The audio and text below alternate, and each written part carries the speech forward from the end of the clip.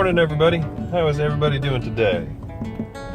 I want to talk a little bit today about movies. Everybody likes movies, right? And I have a few directors that I tend to like more than others, or ones that have kind of struck my fancy in particular ways. One I wanted to talk about today was Stanley Kubrick, which of course I discovered because of The Shining, and a lot of people I think discovered because of either The Shining or Full Metal Jacket. But then he did quite a few other movies that were pretty wide and varied. And I want to just touch base on a few of them that you may have not seen. And I think if you appreciated The Shining and Full Metal Jacket or 2001 Space Odyssey, I think you'll appreciate some of these others. The one that I was recommended to me by a college professor was the 1956 movie The Killing, which if you liked Ocean's 11 or any of those heist movies, you would like The Killing. It is a terrific movie. I haven't seen it in years. I can't even remember most of the details about it, but I was really impressed with that one the first time I saw it. Next one is Paths of Glory, or is it Paths to Glory? I think it's Paths of Glory. Paths of Glory, which has Kirk Douglas as a World War I Sergeant General, something like that, officer. And it doesn't focus a whole lot on, battles or no man's land or anything like that. It focuses on something that happens in World War I. Again, I haven't seen it in a really long time, but it struck me, the first time I saw it, it struck me really well, and I've remembered it ever since. So I'd highly recommend you check that one out as well. Spartacus, Lolita, I haven't seen either of those, but the next one up on his list was Dr. Strangelove. And if you haven't seen Dr. Strangelove, that's one that you really must see. Especially, everybody's so, and it has been, I think, since the 60s, just so incredibly war conscious. But more than just that, just WMDs that were going on 15 years ago.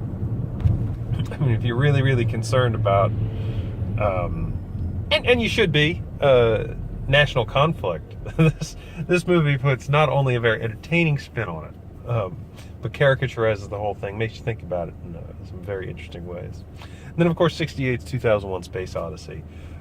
Thing I noticed about that movie, it is slow and methodical and powerful and very entertaining and makes you think. But in addition to that, if you've ever seen the original Star Trek the Motion Picture, you may have noticed similarities. Star Trek the Motion Picture was trying desperately to be 2001 Space Odyssey, and I think it failed miserably. I really did not care for that first Star Trek movie at all. I thought it was boring and dumb and overly dramatic. So where 2001 soared, Star Trek Motion Picture failed miserably. Now, one that I saw entirely too early in my film career was A Clockwork Orange. Saw it and did not understand it, and was so kind of grotesque, which isn't a word, grossed out, quite grossed out, but disgusted by it. I found it intriguing, but just disgusted at the same time. I did not follow, could not quite understand what was going on in that movie.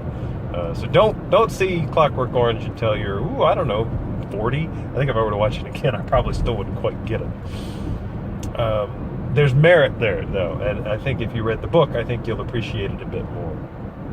Then, of course, The Shining and Full Metal Jacket, and then Eyes Wide Shut, which there was a huge gap between his last movie and then Eyes Wide Shut, which was, I remember looking at that and feeling the similar way that I felt about A Clockwork Orange, but I could understand it. It's like, okay, this guy is going a bit far here. What is the point behind all this? But then he goes somewhere with it. And for me, I've only saw A Clockwork Orange once. Again, I think I was 16 at the time and wasn't ready for it. I didn't appreciate it. At least Eyes Wide Shut, when I saw that, I think I saw that when I was 20. That I could appreciate. I looked at it, okay, you're going a little overboard here, but I see why you're doing it. Felt like those movies felt like a departure from, say, 2001 or The Killing, or even The Shining. The Shining had moments of violence, but it was wrapped up in the theme of the book or novel. Golly day, movie theme of the movie. Felt like it fit to me. But regardless, and he had a handful of others. All of those, I know this guy. This is the guy I used to work with at the movie theater. I forget his name. I should say hi, but I don't remember his name. Anyway, that was a funny aside.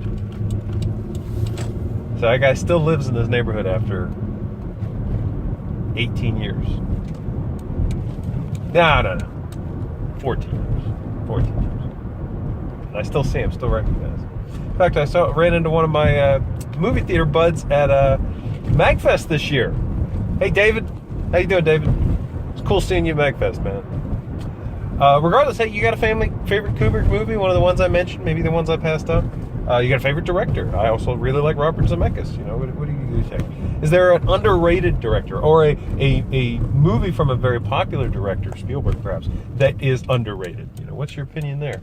I love talking movies. I'd love to talk about other movies in the future. And in any event, let me know what you think and have a nice day.